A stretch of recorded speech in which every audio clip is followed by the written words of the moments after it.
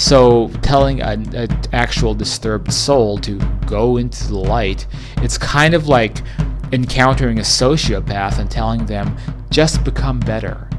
Just be better than what you are now. And then thinking that that's going to have an effect on the sociopath. No, they're going to laugh at you.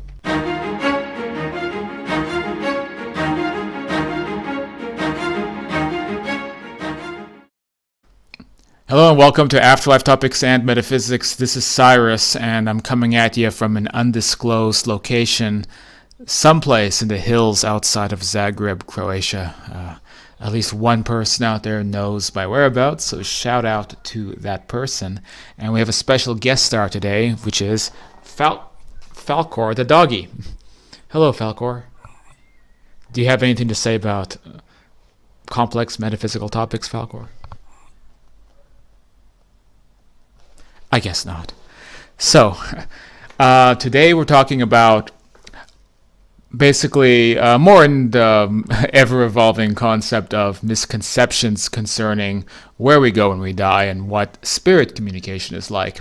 In particular, the idea of telling people to go toward the light, and some other very silly ideas that get tossed around. And I want to explore more, and I think I've probably touched on this subject in the past, but I want to explore a little bit more about why some of these ideas don't really work as well as we think it does beyond the mythology that we have created around topics like life after death.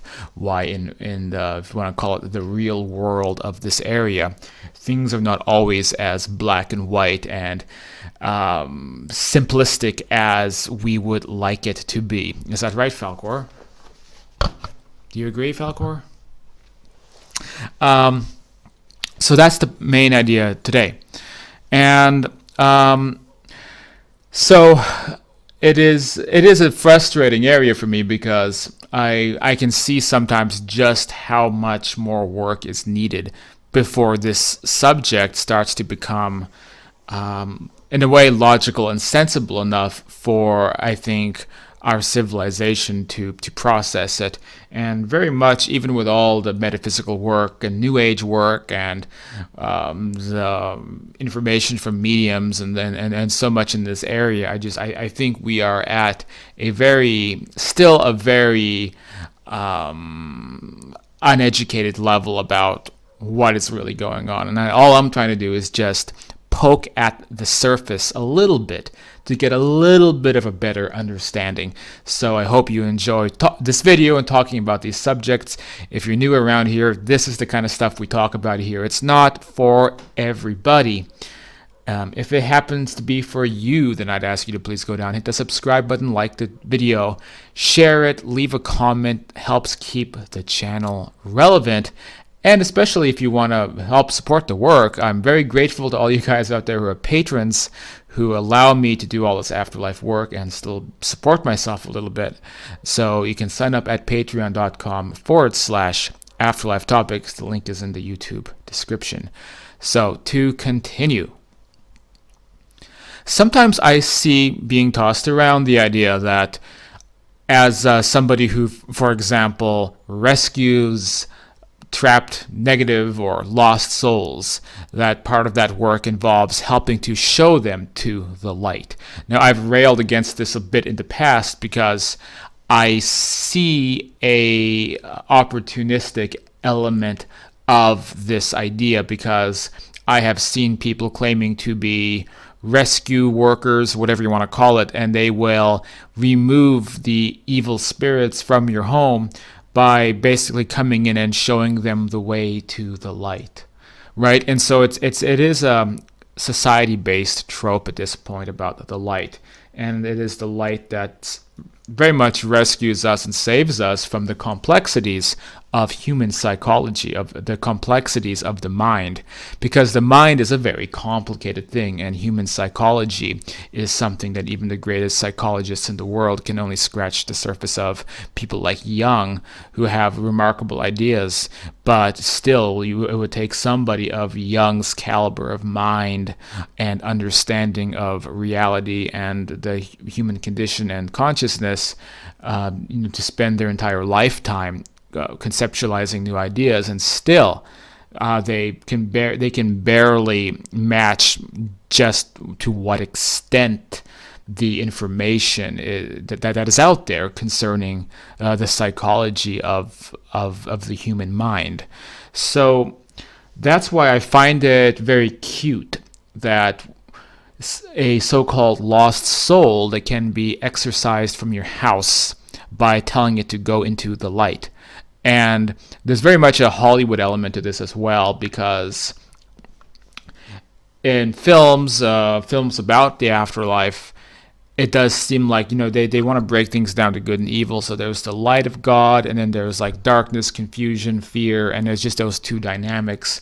And the light is good stuff, and then there's darkness is bad stuff. And you go into the light, and then you're with the good side again. Maybe the end of Ghost with Patrick Swayze is maybe a little bit of an example of that. But there's not much talk about what is behind the light. What if you go into the light and the psychological manifestations that we have here continue to happen? What if life is still very, very complicated? So these are very much unknown variables, and I think people are very scared of the idea of their psychological manifestations remaining and the complexities of life not going away. So when we are saying to a quote-unquote spirit person to go into the light, there are two assumptions that we're making, which right away doesn't ring true for me. Now, I will say I need to make a disclaimer, because there's at least one or two or three, four people watching this who are ready to go up in arms about what I'm saying, because they're saying, I rescue lost souls and I bring them into the light.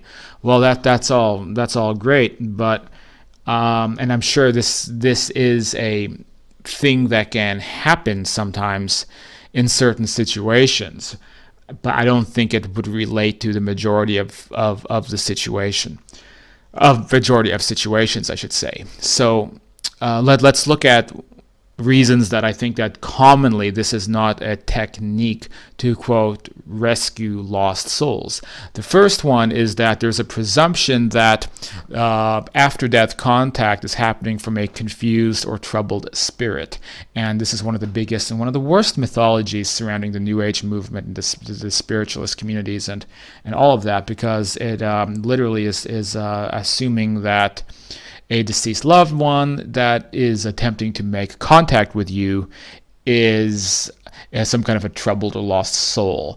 And then you'll also hear, I think, people who are just phenomenally misguided or shallow in their interpretations of spirituality tell grieving people that, for example, their attempts to make contact with that person is preventing them from, quote, going into the light, which is a very judgmental thing to impose upon somebody.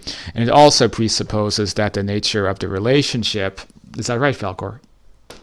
That the nature of the relationship is no longer having any similarities. So you've spent your life with this person, let's say it's your wife or your husband, who passes away, and now an attempt to maintain that relationship is somehow hindering their ability to go into the light. Then you start to ask, well, what is the light? Maybe the light is not such a good thing if it's going to take my loved one, my husband or my wife, and it's going to just devour that person and make them disappear into something that they're not. Maybe I should be making contact with them, because I should be keeping them away from the light, because I still want them for myself. So people will, I think, in a very misguided way, tell people that don't try to contact your deceased loved ones through mediums, or spending hours with a pendulum dowsing, or whatever it is, astral projection, because you're keeping them away from the light. And I think few things infuriate me like this. dealing with the skeptic materialist is aggravating, but this is much more annoying to me. This is much worse because it's coming internally from what I think, and in my opinion, is confusion about the way this whole thing works. So, so when you say when you're trying to tell a quote spirit to go into the light, you're assuming, first of all, that they're not already, quote, in the light. And I think that people don't know what going into the light means. And it's evolved from pop culture and near-death experiences. And so, and then, you can explore this. I talked about this in the past videos. Like a couple of videos back, I was highlighting a Facebook post by this lady who was encapsulating the new age moral relativism. It's the idea that the afterlife is this big blob of light, and you as a soul, you just are floating around in this giant orb of light realm, and it's like this giant. I don't know how to describe it, but you're just floating in light. You no longer have a physical form. You no longer have like self-expression. You no longer have emotions the way we think of them here. And somehow this is supposed to be a relevant or a positive sounding afterlife. And then the adherents of this false light religion that I call it, they will often berate people for having experiences that fall outside of that category. So they will say, well, the reason that your deceased loved one is contacting you must be because they're not in that pure light existence, which means that they're beneath the level of God, which means that they are in an inferior position, and must be because you're keeping them there, which again, it's highly judgmental. So when we go off of this false light religion, then the idea is that you're either in the light or you're not in the light. And so if someone is making contact, if a deceased loved one is making contact in your house, it must mean that they're not in the light, and they have to go into the light, and you are keeping them in the house because you're grieving, or any other number of ways to try to shame grieving people, which some of you all do. But it doesn't account for the idea that your deceased loved one may be in a perfectly normal environment now on the other side that we call the astral world, or what is really the afterlife, because the pure light environment that people believe exists is basically it's just a belief system. To me, that's not an afterlife. It's maybe at best it's a state of consciousness or a state of the mind, but it's not an actual lifestyle that continues as who you are. So they fail to account that a deceased loved one is actually in an afterlife, and from being in an afterlife, they would therefore be wanting to make contact, and they're doing it out of their own desire to do it. Now, when you go into the communication with deceased people, spirit communication, or communicating, whether it's through mediumship or through astral projection, is that right, Falcor? I've heard many occasions talking about the sheer frustration that they have trying to make contact with us when we're unwilling to hear unwilling to notice them, or we become paranoid, or we dismiss it because of superstitions like this. We either don't believe that the contact is real, we think it's a coincidence, or we think, oh no, Grandpa is earthbound and living in the attic, and we have to pay a medium $700 to come into the house and try to get him into the light. Meanwhile, Grandpa is just like, who's this idiot they're bringing in to save me when I'm having a perfectly fine life on the other side. I'm just coming in to try to make contact because I love my family and I want them to hear from me. I don't need saving. So that's the first way that this idea just goes horribly wrong.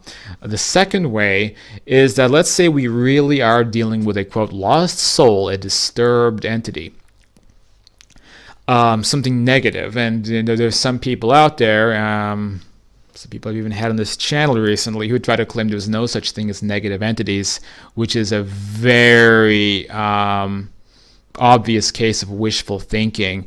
Again, an attempt, I think, to hide from one's own shadow, because they want to believe that it doesn't really exist, and therefore it cannot exist in others, and the evil in this world must be a superstition or an illusion of some kind. But But we know that that's not true, that there really are, quote, disturbed, so-called lost souls who people sometimes attract in a very bad way, especially when going to topics like addictions and drugs, or just a compulsive, very negative behavior, lying, cheating, stealing. This stuff exists on a spiritual spectrum, and you will attract the like-minded entities on that spectrum, right? And there can be negative entities in environments. I think, especially when there is a history of like negative energy in an environment, like an abusive household and things like that. So now let's say that there really is a negative entity in the house hanging out. Well, you tell that negative entity to go into the light, what's going to happen? Well, first of all, you're assuming that this negative entity doesn't know what the quote light is, which in this case, what the light really is it's usually a portal that opens up into a higher dimensional plane. And as you connect with a higher density realm, it can look like a shimmering light because it's a higher vibrational realm. And I don't think anybody really knows what the physics are behind it, but that's typically what the light is. So you think that they're not aware that there's higher realms that look like shimmering light if you go into them? They're very aware, and they don't want anything to do with those realms. They want to be they want to be in the dirt. They want to be where it's dark and negative and spiteful, and that's what they want. That is the thing that they've chosen for their lives. So telling an actual disturbed soul to go into the light, it's kind of like encountering a sociopath and telling them, just become better. Just be better than what you are now. And then thinking that that's going to have an effect on the sociopath. No, they're going to laugh at you. So clearly it doesn't work in this circumstance either. Falcor, do you want to go down? I think he wanted off my lap, but he was too scared to jump off my lap. So obviously the... in both of these situations, it doesn't make any sense. Now, is there a third situation where this maybe works? I think that there is a less common situation where maybe somebody crosses over and they are kind of a ghost floating around, and they're just denying that there is an afterlife. Somebody who's very materialistic. They refuse to believe that they have left their bodies, and maybe there are portals opening up and there's people trying to get them into the portal, and they don't know what it is and they're scared of it, and so they're just hanging out in the house all day and they don't know what to do.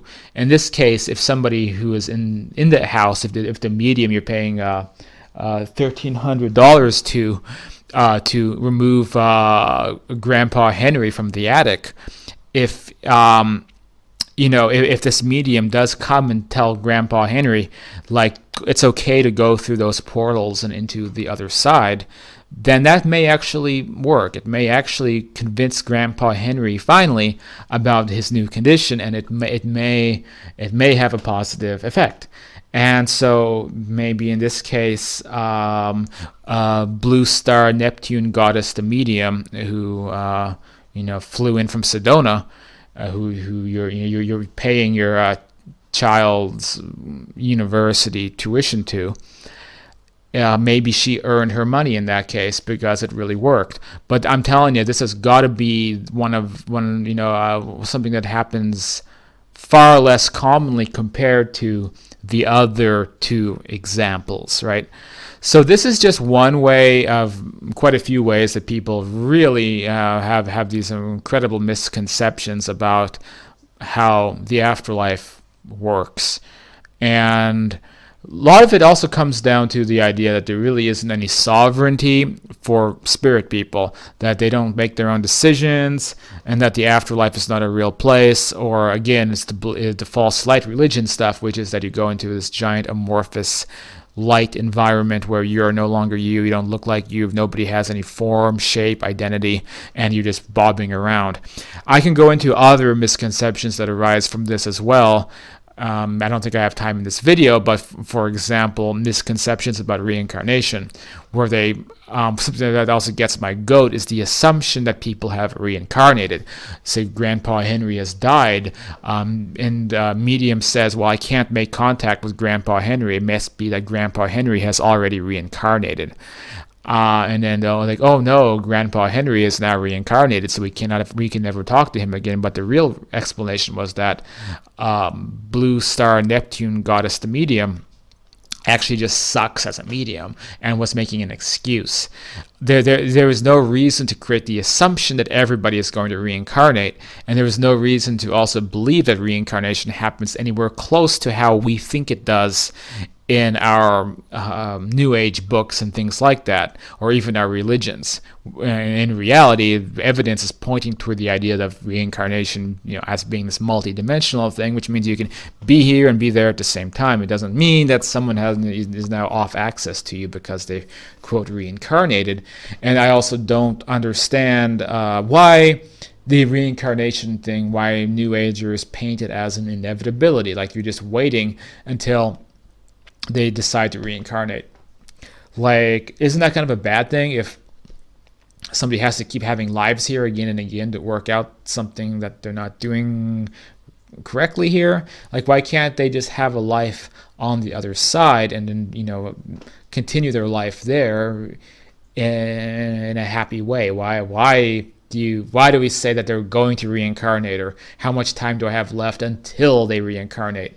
And then you'll hear answers from that question from, again, people like here on YouTube purporting to have answers about life after death, and they'll say something like, typically the amount of time before somebody reincarnates can be anywhere between from 16 days to up to 2.5 months. But during this life between lives process, they will blah, blah, blah, blah, blah. And it's the whole phrase "life between lives" gets my goat, because it's prioritizing incarnation on the earth plane, and that the afterlife is just this little in between place. Whereas in reality, it's the other way around. This is a little in between place compared to our existences in the greater multiverse, which are much, countlessly more vast than our existences here. So these are just a couple of the areas that get my goat. I figured I put it out there since it's almost New Year's, and what better way to celebrate New Year's than listening to me complain about metaphysics. I hope you like this video. You can stay in touch at afterlifetopics.com. If you want to sign up for classes or do coaching with me, help keep this show on the road, contact me in the description down below. And you can also get in touch at the Afterlife Topics Facebook group at Afterlife Topics and Metaphysics, approaching about 1,100 members going into the new year. And so let's see where things will go in 2020. I think I'll have some videos coming up about this soon, as well as some videos about recent astral experiences involving the identification of people on that side, identifying them from this side, and some crazy stuff like that. So there's going to be some interesting videos coming out soon, some more guest interviews and things like that. So thanks for watching this channel. I hope me rambling was of some benefit to you.